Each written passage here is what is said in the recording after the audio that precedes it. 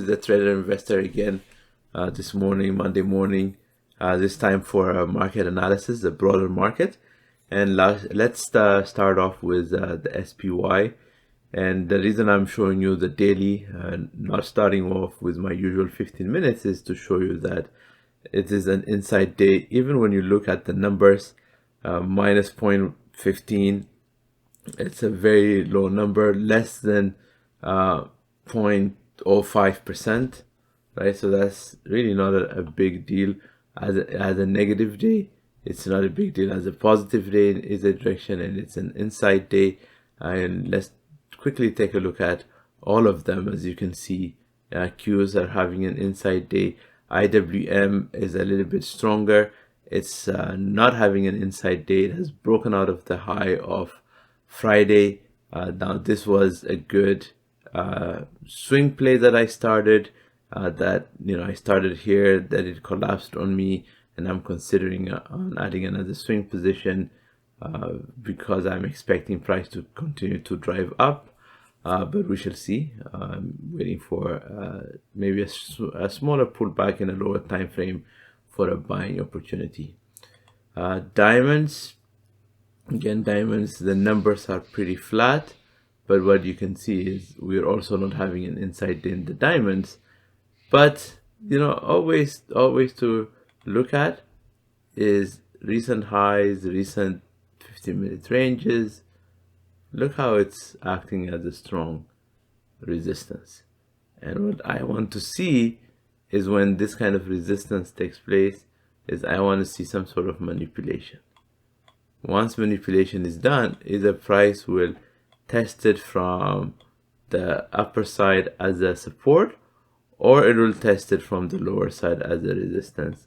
Either side is a good play for us, but we want to see that manipulation is taken care of.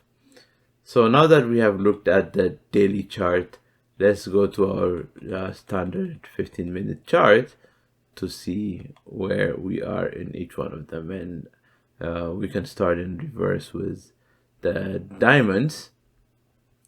The diamonds, as you can see, open strong, but they're weak now. They're continuing to drive down. But do I have a dollar move from an entry to a next area of trouble? 50 cents move. I'm not taking this trade, right? If it clears that, and again 68 move, not taking this trade. If it clears that about $1, I might take this trade. And what I say by might is, if we get a strong push to the downside and we stay below VWAP and we come very close to the 15-minute range low of today, then I can target this lows. That gives me that dollar move. So that's why I say might. So I don't know yet. I don't know what the setup looks like. To the upside, I have more room to the upside. I have more room because there's no headwind, with the exception of the high of last week. Once we clear that, then I have more room to the upside. IWM, I mentioned I want a swing position, and the 15-minute range is now strong. It's a leading indicator, so it is heading up north strongly. So what I would like is, because we are at the high of last week, that's why I'm not in a hurry to enter.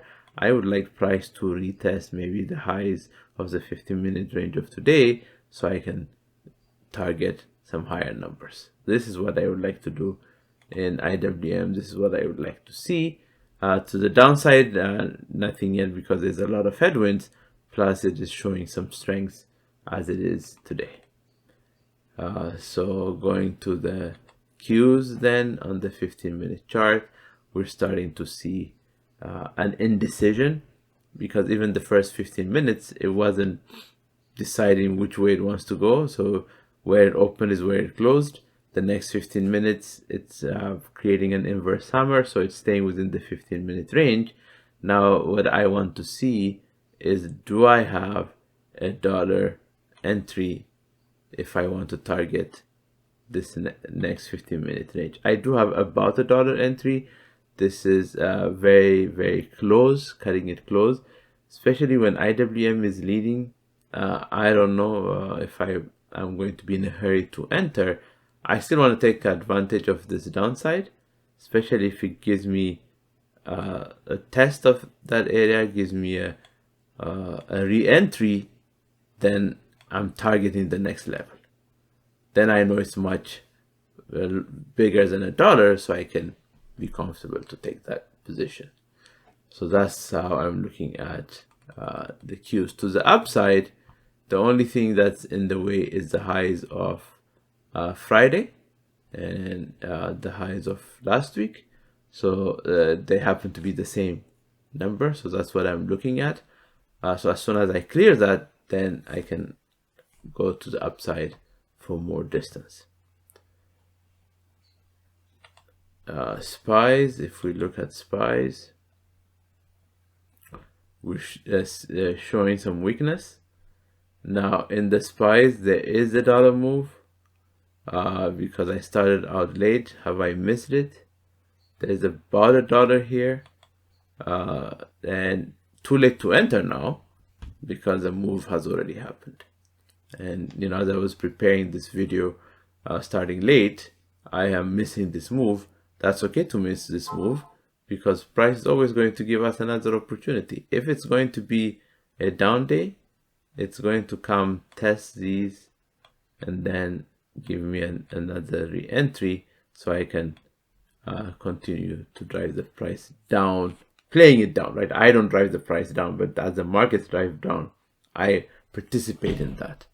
So that's what I want to look at.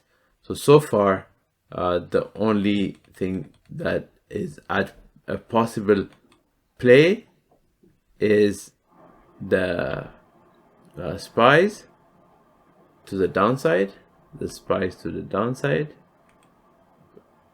because from here to about here is close to $1. Again, I'm okay not entering this because it's not $1. I'm okay that I have missed it because I want a re-entry, but by re-entry, it has to test Friday's 15-minute range high first.